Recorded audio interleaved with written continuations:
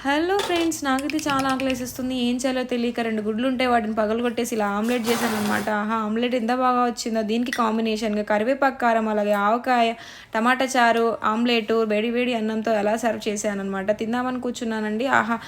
ఎంత బాగా ఉందో టేస్ట్ అయితే. నాకైతే చాలా బాగా నచ్చేసింది. డ్యూటీకెళ్ళాలి, మళ్ళీ టైం లేదు. అందుకని చెప్పేసి టమాటా చారుతో సర్దుకున్నాను. ఊరికే టమాటా చారు తినడం ఇష్టం లేక అందులో ఆమ్లెట్ ఏసుకొని తిన్నాను. ఈ రెండిటి కాంబినేషన్ అనేది సూపర్ ఉంది. ఎవరైనా ప్లెయిన్‌గా తినలేని వాళ్ళు ఇలా ట్రై చేయండి. ఈ వీడియో కనుక నచ్చినట్లయితే ప్లీజ్ లైక్ చేయండి, షేర్ చేయండి. నా ఛానల్ అయితే సబ్స్క్రైబ్ చేసుకోండి. మళ్ళీ నెక్స్ట్ వీడియోతో